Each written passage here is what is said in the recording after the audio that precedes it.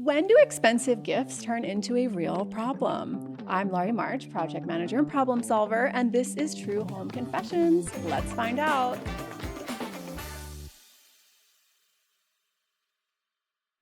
Hi, I'm Marina. My confession is that my mom won't stop buying me clothes that I don't want. It's driving me kind of insane. I don't like to have too much clothing, honestly, and it's exhausting finding space for it in my small apartment. My mom, on the other hand, is convinced that I need a lot more. She just refuses to understand that I don't want clothes as gifts. She thinks my style is too casual, and if she gives me enough fancy clothes, I'll change who I am. Her gifts really make me feel stressed because I don't know what to do with them. I don't feel comfortable in them. It makes me feel guilty because they're expensive, and I feel bad getting rid of them. The thing is, I'm a minimalist, and I've gone to a lot of trouble to make my small apartment closet work for me. It gets really chaotic really fast, and I've spent the last few years streamlining my life down to what feels like it works for me. I've been building and editing my own capsule wardrobe. No matter how many times I tell her that, my mom still has something for me. Every time I see her, it feels like it satisfies something in her, when she shops for me. What can I do? Yeah. As you all may know, True Home Confessions show asks, are our friends really equipped to help us solve our stickiest situations? Right. Does that friendly advice stick? Today's friend of the show, I think I said friend like 18 times, you guys. There's a lot of friendship here. Today's friend of the show, Deanna Cheng, is the Montage Queen and co-creator of the Substack, How to Be Less Old, which I subscribe to, and so should you. You're hip to the youth.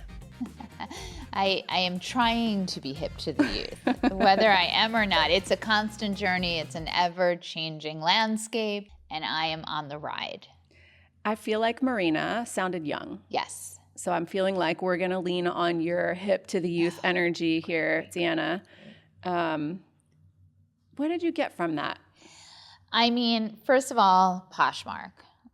Start selling that shiz as soon as possible. Let's bring some money in. Let's start making that our side hustle. But ultimately, this girl's not feeling seen, which is always the worst feeling in the world. Yep.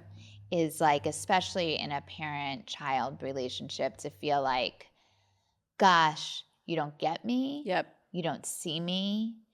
My feelings are irrelevant to you. Ooh, that hurts. You are more concerned about yourself and your experience than mine.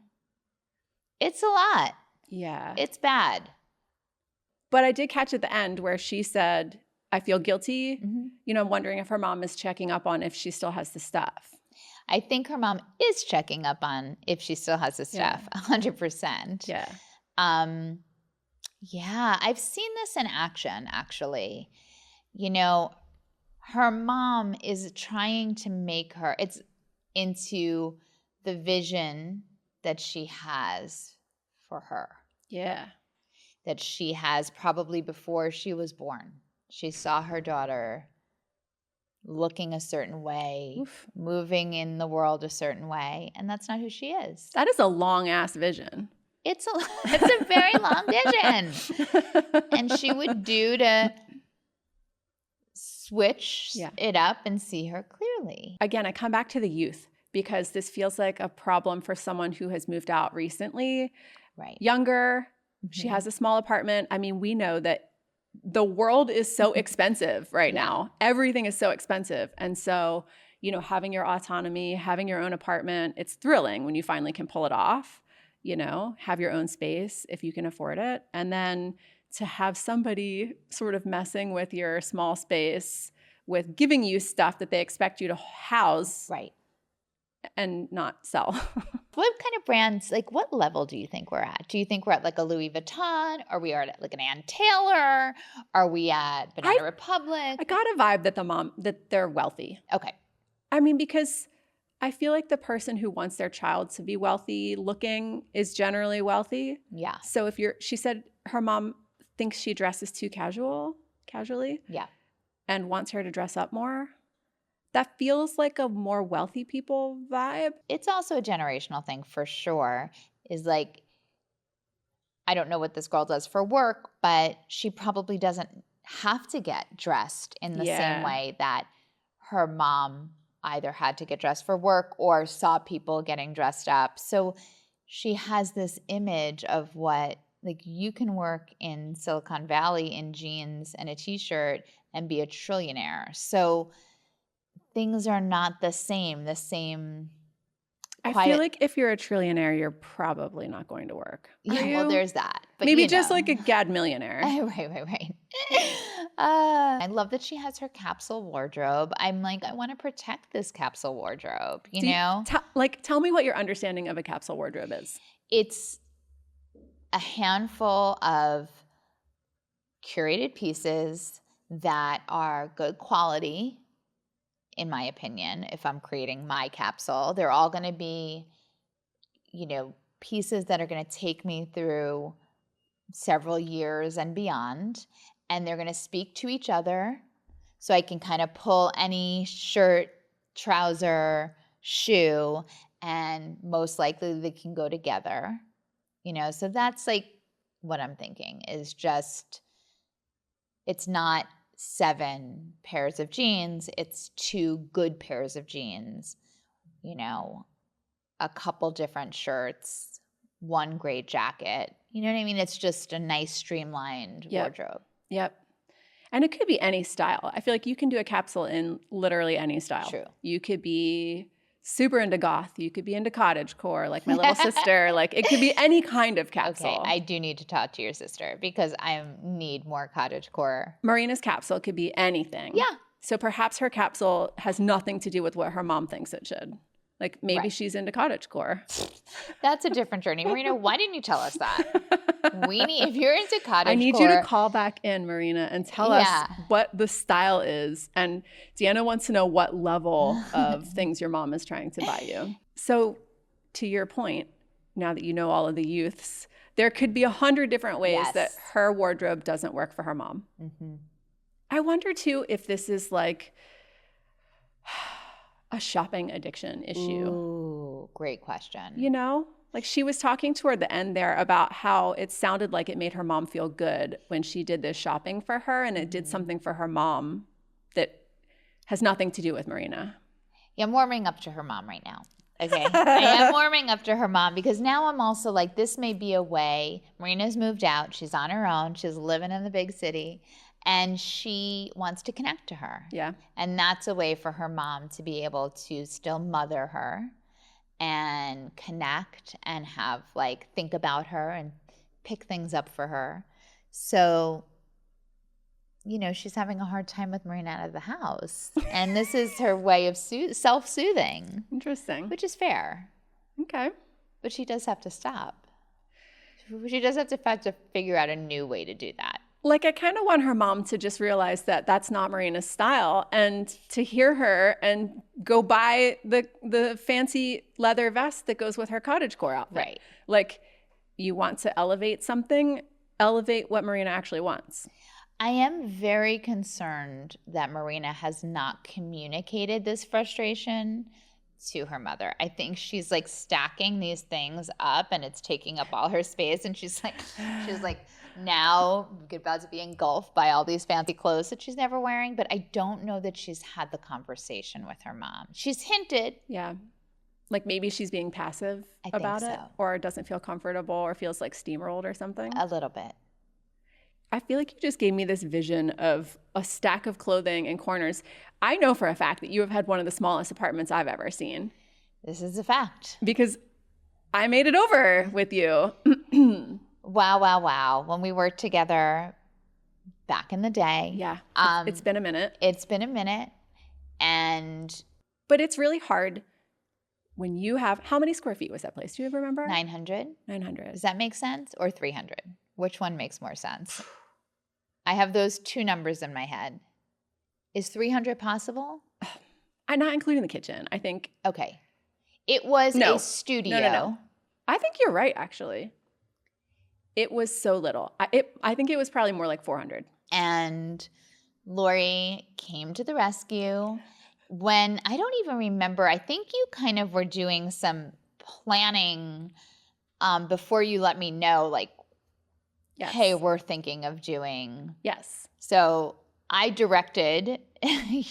We really kept you out of your space. You did. And that was amazing because you wanted me to have the experience. We talked about how would this space be super functional. Right.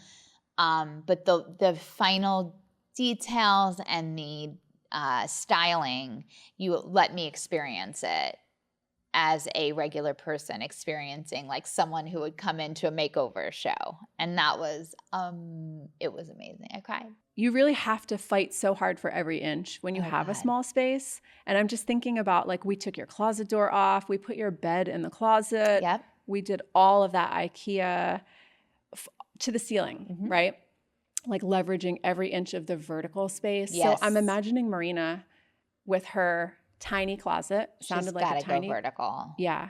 Yeah. And like, I could see how you could really build up some resentment if there is a stack of stuff building up somewhere in a place that you don't have room for, but you feel uncomfortable for whatever reason about selling it. Maybe she did it before and her mom called her on it and was like, oh, that outfit would look perfect with that jacket I bought you. Where is it? Right. And she had to tell her, you know. Especially,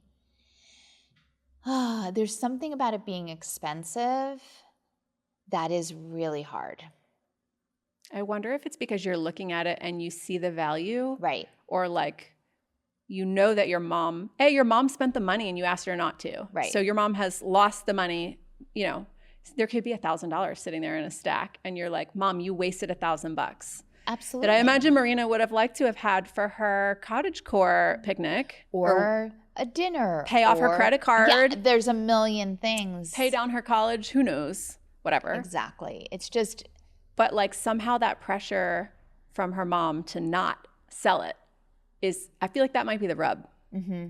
Because if she gave you expensive stuff and it was yours to do with what you wanted, freedom, of course you'd have a Poshmark account immediately. Right. Mom, I'm not going to wear it. Oh my God, you know I'm going to have to list this one. Thank you, I love you. She has to change this dynamic. Yeah. Take back the night. Sit Mama down. Take back the night. She has to either snip the cards or just say, this is starting to feel insulting. Yeah. You know, and let's figure out a plan.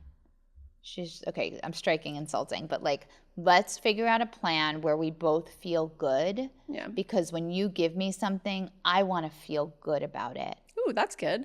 Okay, great. Yeah. I think she just needs to say, like, how about we do, you know, let's go to a Michelin star dinner. Ooh, fun. Okay, let's take a trip. Oh, experience. Let's have a nice experience together. That could be a nice redirect. Mom, give me some culture instead of clothing. Right. I'm really looking forward to our expert coming in next and explaining to us everything that we missed, because I feel like we went on a ride. I feel like we told Marina who she was, which is perhaps not who she actually was. Yes. We do, you know, that is part of this when we have a call in or an email in. You really can't get the full details, so we do kind of go off on a tiny tangent, which is really fun. And before I forget, if you want to call or email your own confession, I feel like this could be jogging some people's memory and thoughts. The phone number is 323-716-2107 or truehomeconfessions@gmail.com. You can send in, if you send one in and it's emailed, I have somebody from my improv team who can read it for you, so you don't even have to use your own voice. So options. Love an option. Options. I'm so glad you came today. This is so much fun, Marina. Let's all get a drink.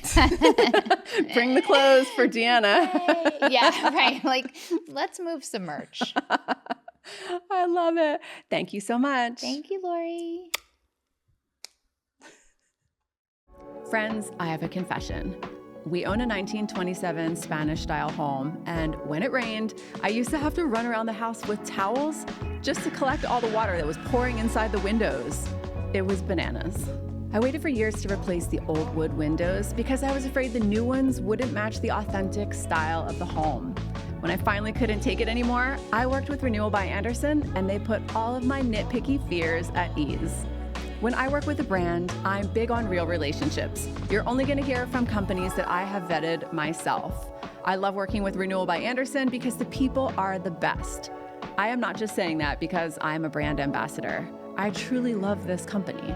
If you need new windows and doors, here's a little offer. Buy one window or door and get one 40% off, plus an additional $200 off your order if you buy 4 or more. And special financing is available.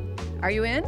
Give Renewal by Andersen a call at 844-290-2458. Back to the show. This week's expert is none other than advice columnist for The Atlantic, co-host of the extremely popular iHeartRadio podcast, Dear Therapists, New York Times best-selling author of Maybe You Should Talk to Someone. It's Lori Gottlieb. Hello. Hello.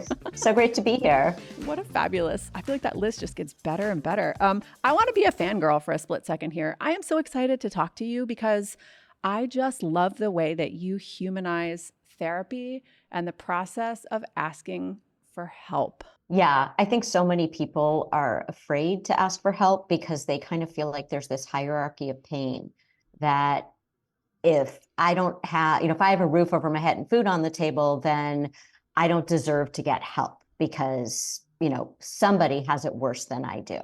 And there isn't a hierarchy. Pain is pain. We all go through life, we struggle. And I think that if more people reached out for help, it would be such a relief for not only them, but for the people around them. Oh my God, that is so true. One thing I noticed when I was combing through all of your various episodes was in the ratings in the comments on your podcast, Dear Therapists with Guy Winch, so many of the listeners are other mental health professionals, and they're all in there talking about how they're learning from your episodes and they're taking, these little nuggets home. So I'm actually pretty sure there's no one more qualified to talk about advice than maybe you. I think it's great that so many of us are out there helping people understand sort of what therapy does and what it doesn't do. There are so many misconceptions about therapy. And I think so many people think you're going to come in, you're going to download the problem of the week, you're going to leave, you're going to come back, kind of like going to the gym. And it's not like that. It's so much about, we like to say insight is the booby prize of therapy, that you can have all the insight in the world, but if you don't make changes out in the world, the insight is useless. So it's so much about what you're doing between the sessions, using what you learned in the sessions. Oh, I've never heard that before, and that feels so powerful. Your book is called Maybe You Should Talk to Someone. And by the way, for those of you listening, it has sold 1 million copies. And this is just such a milestone. I just want to celebrate you for that. That is incredible. Well, thank you. We're doing a TV series with it as well. And Kristen Bell is playing me. So I'm very excited about that. Delightful. Oh my gosh. Love her. You've been quoted as saying, it's partly maybe you should talk to a therapist, but partly maybe you could talk to somebody in your life as well. Can you explain that to me a little bit? Yeah, I think so many of us feel like we don't want to talk about what we're actually going through because we imagine we're the only ones. Right. And we imagine that everybody else, based on social media, based on the ways in which we present ourselves in the world, has it together. And so I think that the more that we realize that we are more the same than we are different, the more we will feel connection. And so many people are sort of chasing happiness. They all want, everybody says, I want to be happier. I want to be happier. And what really makes you happy is feeling like you have solid connection in your life. And the more that we go into our separate silos, the less connection that we have. So I feel like maybe you should talk to someone. The title of the book means just maybe you should talk more to the people in your life whether that's, your family members, your friends, your romantic partner, just take off the mask. And I just think, share who you are and share what you're thinking about. People feel closer to you when they feel like they're dealing with the truth of who you are. I feel like this could have been like the mantra of this show actually too. And that's why I feel like I resonated so much with so much of what you put out there in the world. Because it seems to me like understanding the impact of advice, sort of friendly and professional, kind of seems like a mission of yours.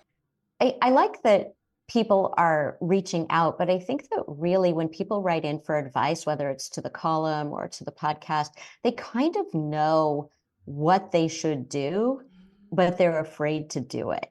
And so I think that a lot of what I'm doing is I'm helping people to access the answer that they already have within them. I'm not necessarily telling them what to do. I'm helping them to hear that voice inside that is maybe getting drowned out by all the louder voices outside, and to really listen to that internal voice, that's that place of knowing that we all have, and to really turn up the volume on that place of knowing, and then not to be afraid to act on it.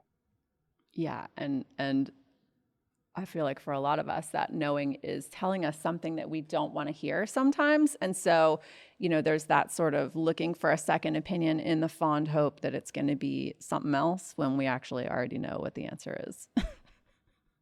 Yes, when someone brings you something and they're sort of gunning for you to say the thing that they want to hear, as opposed to the thing that they need to hear. Yep, absolutely. And I think that's the difference between what I call in the book, and this comes from Buddhism, but it's the difference between idiot compassion and wise compassion. So idiot compassion is what we do with our friends. They say, listen to what my partner, my sister, my coworker, my friend did. And we say, yeah, you're right. They're wrong. You go, girl. Right? Because we think that we're being supportive. That's idiot compassion.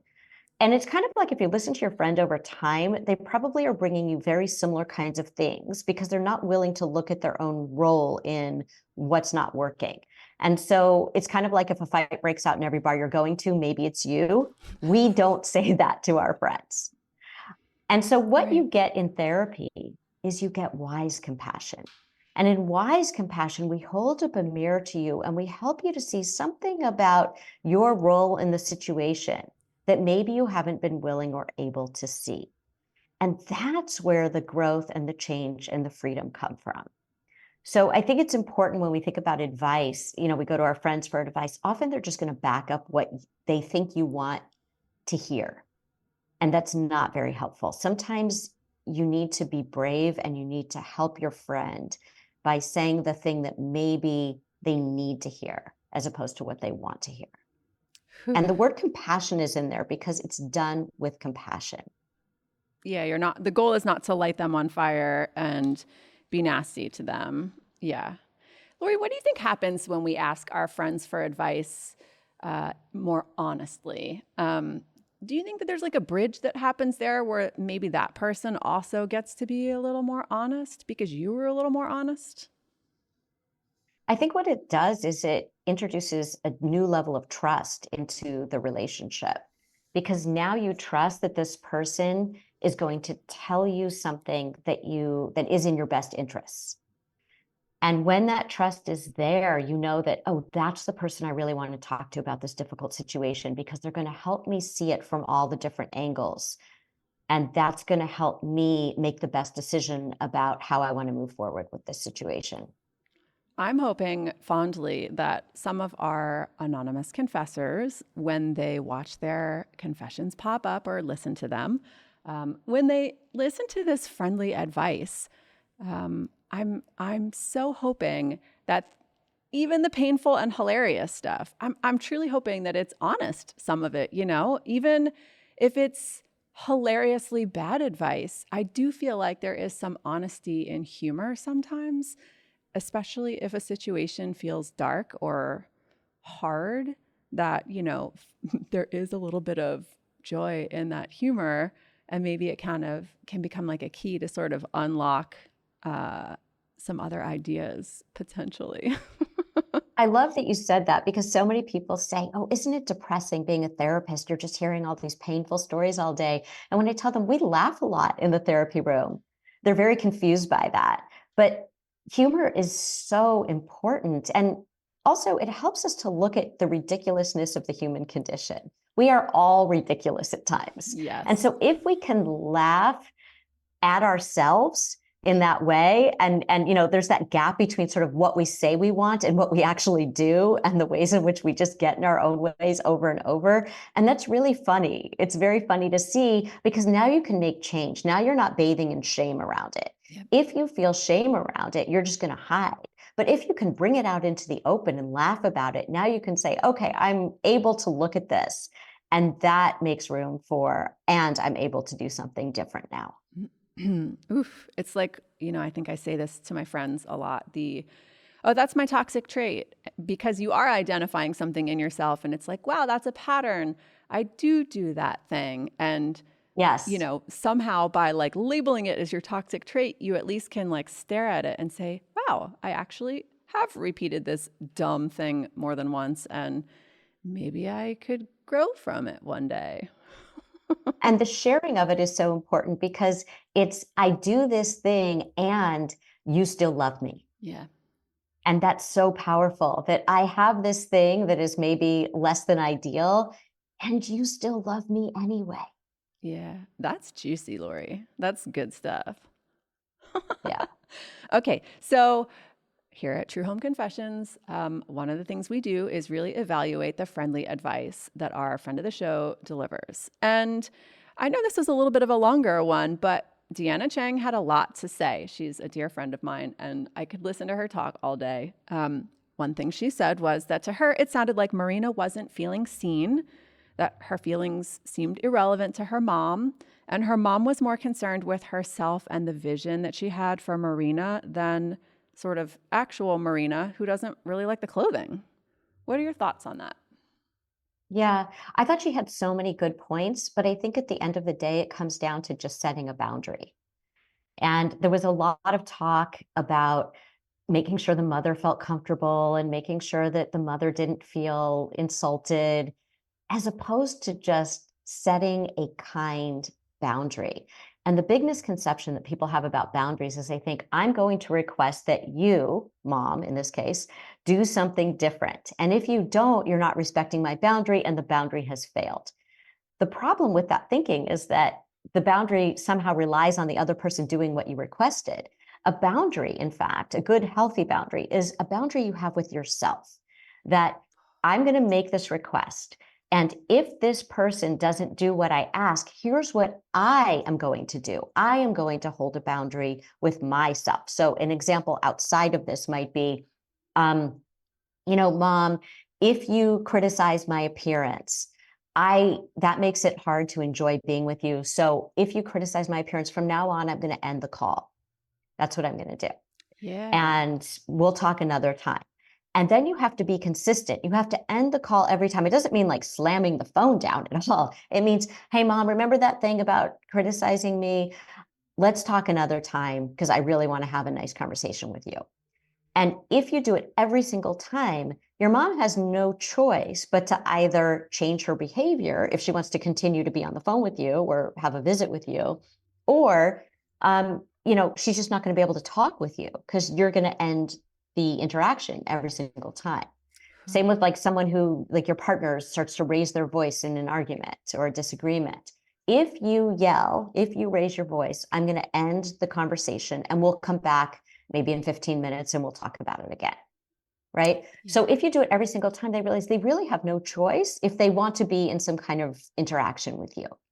So in this case, with the clothes, first of all, I just want to say a lot of people listening might think, well, how lucky she is that her mom is buying all these beautiful clothes for her.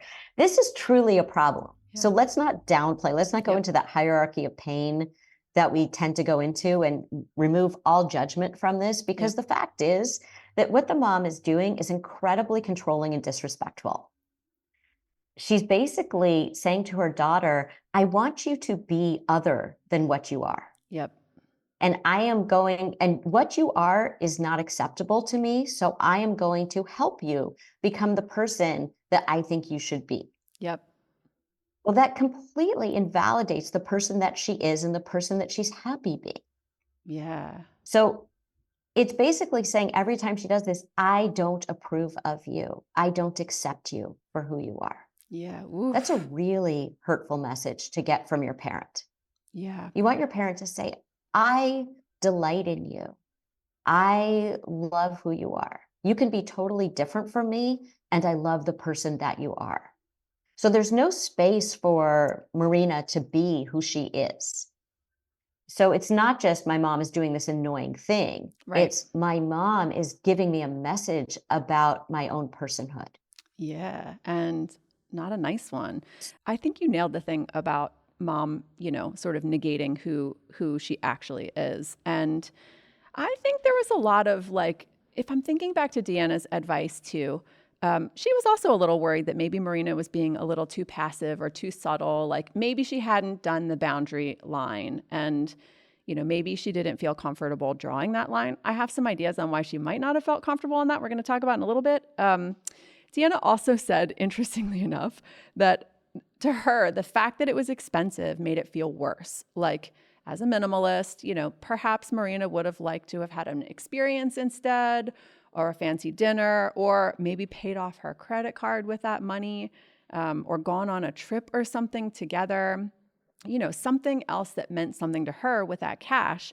And instead of clothing that isn't her style, she's sitting on this pile of clothes in her tiny apartment that her mom has an expectation that she's keeping. So in my brain, I kind of felt like this was some relatively solid advice. So we always ask here on this show, is Deanna's advice friendly advice that we should be taking? Did she get it right?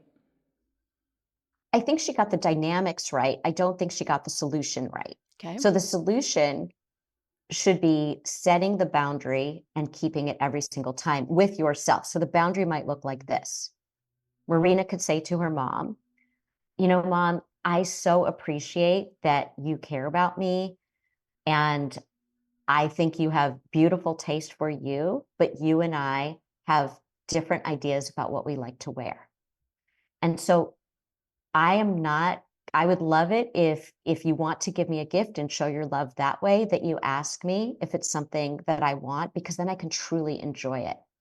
But the clothes that you give me, as I've mentioned before, are just not something that I want to wear. So from now on, if you buy me a gift without asking me if it's something that I want, I'm just not going to accept the gift because I just don't want to waste your money and I don't want to have these things sitting around that I will never use. And it also makes me feel like you aren't really giving me something that you care about whether I want it. Yeah, that's a doozy right there. So, right. But then the holding of the boundary is, so mom, I love you so much. And I know you care about me. And the way to care about me is to ask me what it is that I would like. And I will happily tell you. And then I will feel so grateful for what you give me. And then if the mom does give her something, she can it's a simple reminder. She doesn't have to go through the whole speech again. She just says, Mom, as a reminder, I'm just not going to accept gifts from you, even though they're well-intentioned, that you haven't asked if it's something that I want. And let the mom have her reaction. So the boundary with yourself is, I'm not going to appease mom. I'm not going to make mom feel better about this. What I'm doing is kind. And what I'm doing is actually healthy for our relationship. So all she does is repeat that one sentence, Mom, I so appreciate that you want to do something that makes me happy. As a reminder, the thing that makes me happy is asking me what I want. And I'm just not going to accept this. But thank you Yeah. for thinking of me. That feels really solid. I know as a young adult, when I first moved out of my house, felt so important to me to make the space that I was in feel really my own. And Yes. I think that this is kind of a natural stepping away from our parents, right? As we leave the house, their control and influence over our environment and our choices, it should really wane, right? Like we're moving forward as adults. And sometimes this transition has a lot of friction for people. whether it's sort of parents that are hanging on too tight, or, maybe there's some dependency there because your parent is still paying a bill here and there or helping to support you in some way, which sometimes makes your parents feel like they have a right to tell you how to live. What are your thoughts on that? I think that's so true. That's really common. And I think that it comes with these unspoken strings. And that's the issue, is that they're unspoken. So you think, oh, my parents being really generous and they're helping me pay my rent as I'm getting my feet on the ground here, as I'm launching into my young adulthood. And it turns out that they think, well, I'm paying your rent, so I have a say in all of these different aspects of your life. I think those things need to be talked about when your parent offers to pay part of the rent or whatever, however they're helping you, to say, hey, this is so generous. I really appreciate this. I just want to be clear about what this means. And if you have those conversations in advance, then you're not going to have that kind of conflict later. Lori, So your parent has a heads up. I wonder how you say that, though. I'm sort of picturing, I'm getting ready to move out. My mom's going to pay half the rent. What a blessing. Mm-hmm. Maybe I have a sense that my mom is going to want to, she's really into country decorating or something. And I feel like she's been saving up a bunch of furniture pieces in her house that could be my next pieces. And how do you suggest somebody who kind of sees this fight coming get in front of that, Mm-hmm. Yeah, I think you start with the appreciation. I really appreciate this. This means so much. It allows me to take the time to figure out what job I'm going to get and help me explore. At the same time, I've always envisioned moving into my own place and trying to figure out, as I try to figure out all of these other parts of my life, the professional, the relationships, trying to figure out what my place will be like that feels like mine. And I would love your support in this. I understand that you're helping me to have this kind of place, but it's really important to me to be able to decorate it in the way that feels good to me as I start exploring this side of myself. Yeah. Yep. I love that. One thing that I heard in Marina was minimalism. And I actually think that is a huge trend lately in people, because when your space is smaller, it's hard. Every little piece is something that you have to pick up and put away and clean and dust around, take care of. So if you're first moving out, suddenly you have a lot more responsibilities and things within your home that you are responsible for taking care of. So I get it that Marina is a minimalist. She wants a minimal wardrobe. She has a capsule wardrobe, which really, in my opinion, is like a very powerful way of only having what you need. And I think it reduces a ton of anxiety in people when you have less stuff and everything you have is something you like. So what are your thoughts on sort of minimalism in general as a trend? I can see why it's a trend, because I think for a lot of people, it reduces stress. It just makes life easier. So they don't have more to think about. They have less responsibility. Even getting dressed in the morning, as we're talking about this. If you think about, like, Steve Jobs, who always wore the same outfit every day. I'm not suggesting that Marina do this, but the idea that there's so many decisions that we have to make in the course of a day just by waking up, that if you have fewer decisions and you know that everything in your closet is something you like and something that will coordinate because you've got this capsule wardrobe, Right. it just reduces your stress at the beginning of the day, just to start off your day. So when you have to look at all these things that you don't even like, and they're taking up space in your closet that you don't even have enough room for the things that you like in, Right. that just creates stress right off the bat to start your day.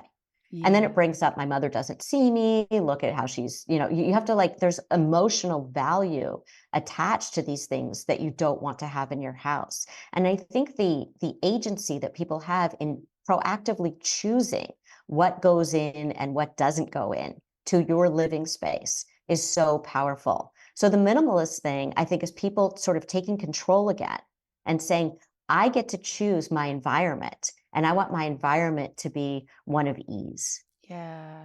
Yep. I'm feeling too like this is possibly a little bit of a generational thing too, where parents who are used to people having to go into the workplace and look a certain way, or remembering a way that they dressed when they were growing up, and potentially looking around, and I see just a massive influx of people who care about sustainable clothing, um, getting rid of fast fashion, thrifting, people who are being a little more conscious about what they wear, and and frankly, kids, I'm like an old lady, kids enjoying different styles of clothing that, 70s, 80s, another time, which like potentially to the parents, they might feel like it looks silly because, they're like, well, why would you dress like that when you could dress like today? And so I'm just wondering if this conversation is really prevalent right now because of so many kids exploring historical styles of clothing lately. Yeah, I think there's always been that generational difference, but I think what's different now is that the culture overall has changed, especially in the professional world. So it used to be that no matter how many cultural differences you had, there was still an expectation that when you went to work, you looked a certain way. Yep. And now it's all over the map. And people are wanting to be comfortable at work because they do their best when they're comfortable. Um, we are talking about a generation that cares about sustainable clothing, that cares about, this idea of being authentic. And so maybe the kind of clothes that people used to wear to work didn't feel authentic to who they are, and people expressing their identity. We do that with how we what do we do when we design our homes? What do we put in our homes? And of course, what we put on our bodies. And I think that might be a generational difference between Marina and her mom, that her mom probably doesn't understand that and probably has some very rigid ideas about what is proper and what is appropriate. Yep. And she's feeling like her daughter, quote unquote, has potential to, to show herself, to present herself in a Yeah. certain way, not realizing how important it is for her daughter to present herself in a way that feels good to her and is also generationally very appropriate. Yep. I feel this a lot in my friend circle. I have noticed this with my friends who are parents, and they set boundaries with the people in their lives who gift things, right? Whether they've said, I want less processed food, or trying to diminish the amount of plastic that my kids interact with, more sustainable clothing, having less clutter, like I don't want the junk, and having a hard time getting sort of the grandparents or other, people in their lives to listen to them and sort of respect these wishes. How do you deal with that when gifting becomes a control issue? Yeah, I think there's a difference between gifting because it brings someone joy and gifting as a control issue. And sometimes, of course, there's an overlap, but I think that gifting, like grandparent who wants to give your kid, an ice cream, or wants to, give your kid like some ridiculous toy, that just brings them joy and your kid actually likes it. So the difference here is that Marina doesn't like it. So it's not like her mom is giving her something and she likes it. She Right. doesn't actually like it and would not want to wear it. So sometimes I think that people can get too rigid with the grandparents, like, it's okay that and I went through this with my own parents and my own son. That at a certain point it was like, you know what, when he's with the grandparents, that's what he does with the grandparents. That's okay, as long as it's not dangerous or, in something that, like, if he had an allergy or something like that. But I think that there's some joy in making the recipient happy. And the difference here is the recipient is not happy. So it starts to feel like a control thing. This is so much about the mother. It's like 100% about the mother and 0% about Marina. Yeah. And that imbalance is what she needs to set the boundary around. Yep. And I don't know, it sort of raised my little flags and said, is it possible that mom has a shopping addiction? Because she isn't hearing her daughter, which seems, odd, right? Maybe Marina has said it a couple times, but like maybe, shopping in her life is distracting mom from something else that she doesn't want to process or deal with. But like, this shopping for Marina is doing something for her mom. Yeah. Look, it's hard. My son's about to go off to college and I'm already feeling it. So I think that it's definitely a change in the dynamic with your child when they launch into young adulthood. The question is, how do parents deal with it? So some parents don't know how to fill their time. They don't know how to kind of fill all of the stuff that they've been doing for 18 years. Even if they had a job, even if they were doing other things, you're still so mentally focused on what's going on with your child. So now your child is not taking up that space. So I think when she's shopping for her child, it helps her to think about, oh, I'm thinking about Marina. I'm connected to Marina. Yep. I'm still being a mom to Marina. And I think that maybe this is outside of her awareness, Yep. that she doesn't realize that she's feeling this loss and that there are maybe healthier ways to stay connected to Marina. And then also figure out, what does this next chapter look like for me, given that Marina is going to become more and more independent, even though we will always still be connected. Yeah, I think that's really powerful. Lori, people tell you really heavy things a lot. I know you said you laugh some too, but it sounds like there's definitely some heavy stuff in there. Do you ever feel like you have no advice to give someone? I feel like sometimes there are problems that people come in with that don't necessarily have a solution, but there's a different way to manage it. And so I feel like what my job is to help them figure out what is the best way to manage the situation that you're in if there's no way to find a solution to it. So I always feel like there's a way forward. I don't think I've really been in a situation with someone where I feel like there's no way forward. I mean, obviously, sometimes you're dealing with life circumstances that are really horrible, like the loss of a child or, the loss of a partner, something like that. Yeah. But so there's no solution to that, but there's a way to really help the person understand that there is a way forward. And I think there's always a way forward, which is why sometimes coming to therapy is really helpful for people, because a lot of people will give you advice that's not helpful at all. Where when you come to therapy, you can just really let it all hang out and talk about what's really hard, and also let somebody hold the hope for you that something can be different. Oh, Lori, I am definitely not in my first season of home improvement or design or helping people, but I am in my first season of this show. And so I'm wondering if you have any advice for me, any friendly advice for me on continuing to field advice and help people going forward. I think the best advice I have for you is to really learn how to listen. And learning how to listen isn't just the words that somebody is saying, but it's their body language, and it's kind of reading between the lines. And it's also asking them what they want in that moment. Sometimes people are just want to say, I just want to vent, or I just want you to tell me whether or not I'm crazy, or actually, I do want your thoughts on what I can do differently, or here's my idea and I want to hear what you think about it, but honestly. And so if you ask people, what are you actually wanting from me? Then I can actually give it. Yeah. So it's really about, how are you listening to someone? What are they wanting from you? And what can you realistically offer to them? And mostly it's about helping them to hear their own voice. I think at the end of the day, we all just need a space where that little voice inside of us is going to get more airtime. Oof, so wise, Lori. Thank you so much for being with us today. And to our listeners, I want to thank you for listening. If you don't mind, give this a share with someone you think might enjoy or need this episode. And thank you for being a part of this community. If this resonated with you, hit subscribe and let's do it again. Thank you so much, Lori. Thanks so much. Take care.